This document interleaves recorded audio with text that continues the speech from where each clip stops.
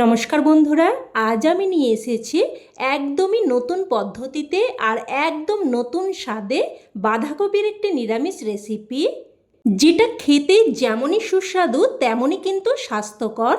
আর একদমই কম তেল মশলায় আর খুবই কম সময়ে এই রান্নাটা তৈরিও হয়ে যায়। আর ভাত বলুন বা রুটি দুইয়ের সাথেই খেতে দুর্দান্ত লাগে। নিরামিষ বাঁধাকপি তো অনেকবারই রান্না করে খেয়েছেন, একবার এইভাবে আমার মতো করে বানিয়ে দেখুন।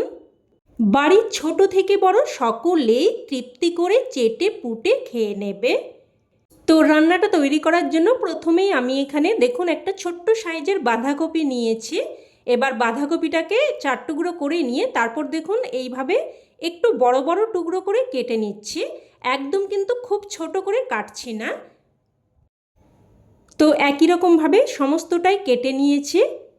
আর বাঁধাকপিটা গোটা আমি একবার ধুয়ে নিয়েছিলাম, এবার এইভাবে কেটে আমি আবারও একবার ভালোভাবে ধুয়ে নেব। এখানে নিয়েছি একটা প্রেসার কুকার। কুকারের মধ্যে কেটে ধুয়ে রাখা বাঁধাকপিটা দিয়ে দিলাম। এবার এখানে দিয়ে দিচ্ছি হাফ চামচ মতো লবণ। লবণটা দিয়ে একটু মিশিয়ে নেব, আর কোনো রকম জল কিন্তু দেব না। এবার ঢাকনা ভালোভাবে আটকে জাস্ট 2টো সিটি দিয়ে দেব।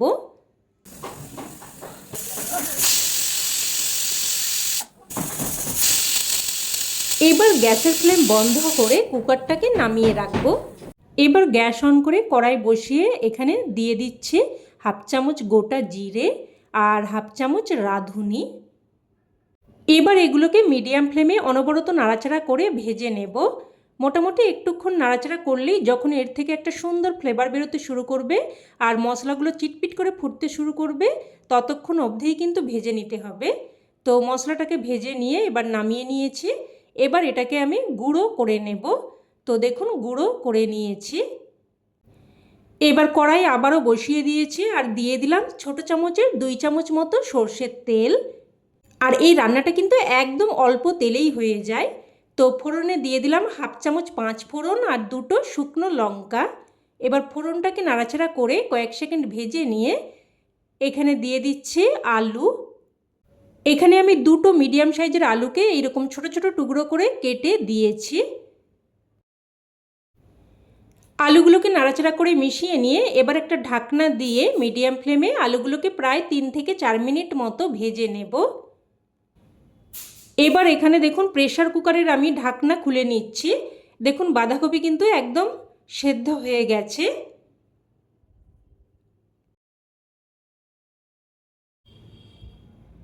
তো এবার এদিকে প্রায় 3-4 মিনিট মতো ঢাকনা দিয়ে দিয়ে আলুগুলোকে ভেজে নিয়েছি। দেখুন আলুর মধ্যে কিন্তু একটা সুন্দর কোটিং পড়ে গেছে। আলুগুলো কিন্তু বেশ সুন্দর করে ভাজা হয়ে গেছে। এবার এখানে দিয়ে দিলাম হাফ চামচ কোরানো আদা আর কয়েকটা চেরা কাঁচা লঙ্কা।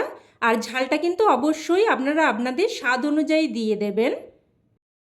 এবার আদা আর কাঁচা লঙ্কাটাকে একটুক্ষণ নাড়াচাড়া করে ভেজে নেব। একটুক্ষণ নাড়াচাড়া করে ভেজে নিয়ে এবার এখানে দিয়ে দিচ্ছি লবণ। আর বাঁধাকপিটা কিন্তু আমি লবণ দিয়ে সেদ্ধ করেছি, তো সেই অনুযায়ী লবণটা দিয়ে দিতে হবে। আর দিয়ে দিলাম অল্প একটু লঙ্কার গুঁড়ো। তবে এই রান্নাতে কিন্তু কোনো রকম হলুদ গুঁড়ো পড়বে না। তো লবণ আর লঙ্কার গুঁড়োটা দিয়ে নাড়াচাড়া করে মিশিয়ে নিয়েছি। আর আপনারা চাইলে কিন্তু লঙ্কার গুঁড়োটা বাদ দিয়েও রান্নাটা করতে পারেন। আমি একদমই সামান্য একটু লঙ্কার গুঁড়ো দিয়েছি। তো এবার এখানে প্রেসার কুকারে সেদ্ধ করে রাখা বাঁধাকপিটা দিয়ে দিলাম।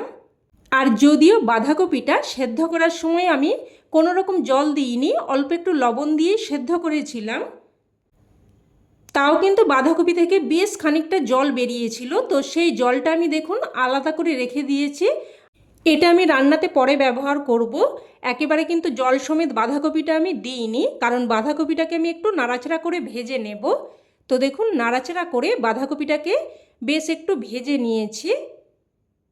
এইভাবে একটু ভেজে নিয়ে তারপর এখানে আমি বাঁধাকপি সেদ্ধ জলটাও দিয়ে দিলাম, আর সাথে হাফ বাটি গরম জলও দিয়ে দিলাম। আর এই রান্নাটা একদম শুকনো শুকনো মতো হবে না, একটু ঝোলঝোল মতো হবে। তো সেই অনুযায়ী জলটা আমি দিয়ে দিয়েছি। সব কিছু মিশিয়ে নিয়ে এবার একটা ঢাকনা দিয়ে 4-5 মিনিট মতো রান্না করে নেব। আর এই সময় আমি দেখুন এখানে 1 চামচ গোবিন্দভোগ চালকে প্রায় 1 ঘন্টা মতো ভিজিয়ে রেখেছিলাম। এবার এই গোবিন্দভোগ চালটা আমি শিলেতে করে বেটে নেব। দেখুন একদম মিহি করে চালটাকে বেটে নিয়েছি। এবার এটা আমি উঠিয়ে নিচ্ছি।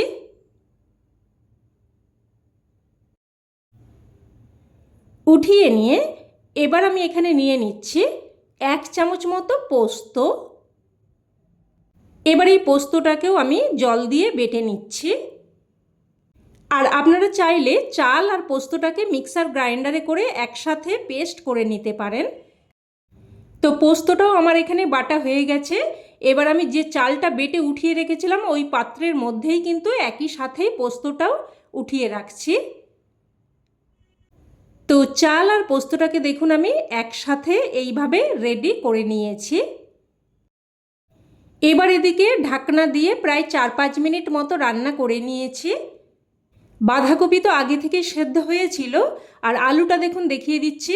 দেখুন একদম সুন্দরভাবে সেদ্ধ হয়ে গেছে। আর এইভাবে 2-1টা আলু ভেঙে মিশিয়ে নিচ্ছি।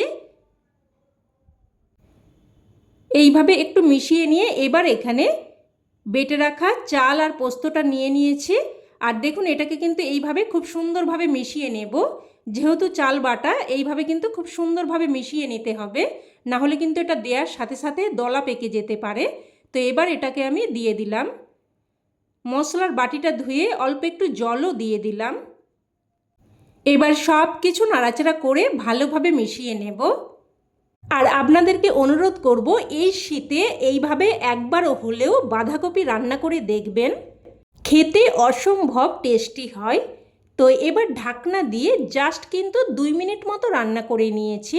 খুব বেশিক্ষণ রান্না করার দরকার নেই, লো টু মিডিয়াম ফ্লেমে জাস্ট 2 মিনিট মতো রান্না করে নিলেই হবে। তো এবার এখানে আমি দিয়ে দিলাম 1/2 চামচ মতো চিনি। অল্প একটু মিষ্টি দিয়ে দিলে স্বাদটা সুন্দরভাবে ব্যালেন্স হবে, আর খেতেও কিন্তু খুবই ভালো লাগবে যেহেতু নিরামিষ রেসিপি। চিনিটা দিয়ে মিশিয়ে নিয়ে এবার এখানে ভেজে গুঁড়ো করে রাখা মশলাটা দিয়ে দিলাম, আর সাথে কয়েকটা চেরা কাঁচা লঙ্কাও দিয়ে দিলাম। এবার সব কিছু নাড়াচাড়া করে ভালোভাবে মিশিয়ে নেব। ভালোভাবে মিশিয়ে নিয়ে 1 মিনিট মতো রান্না করে নিয়ে এবার এখানে সবশেষে দিয়ে দিচ্ছি 1/2 চামচ মতো ঘি। একদমই ভিন্ন স্বাদের একটি রান্না, তবে খেতে কিন্তু একদম অসাধারণ হয়। তো এবার ঘিটা দিয়ে ভালোভাবে মিশিয়ে নিয়ে গ্যাসের ফ্লেম বন্ধ করে একটা ঢাকনা দিয়ে স্ট্যান্ডিং টাইমে রেখে দিলেই রান্না কিন্তু একদম তৈরি। এবার এটা গরমাগরম ভাত বা রুটি যে কোনো কিছুর সাথে পরিবেশন করতে পারেন। খেতে কিন্তু এক কথায় জাস্ট ফাটাফাটি লাগে। আর বন্ধুরা, আপনাদেরকে বলবো আগে ভাগে খারাপ কমেন্ট করবেন না, একবার এইভাবে বানিয়ে দেখুন, তারপরেই কিন্তু কমেন্টে জানাবেন খেয়ে আপনাদের কেমন লাগলো। তো রেসিপি ভালো লেগে থাকলে প্লিজ একটা লাইক দিয়ে দেবেন, আর চাইলে অন্যান্য বন্ধুবান্ধবদের সাথে শেয়ারও করতে পারেন, যাতে করে এই দারুণ সুস্বাদু স্বাস্থ্যকর রেসিপিটা সকলের কাছে পৌঁছে যায়। আর চ্যানেলের নতুন বন্ধু হয়ে থাকলে চ্যানেলটি অবশ্যই করে সাবস্ক্রাইব করে নেবেন। তো আজ এই অবধি, আবারও অন্য কোনো রেসিপিতে দেখা হবে। ততক্ষণে ভালো থাকবেন, সুস্থ থাকবেন। ধন্যবাদ।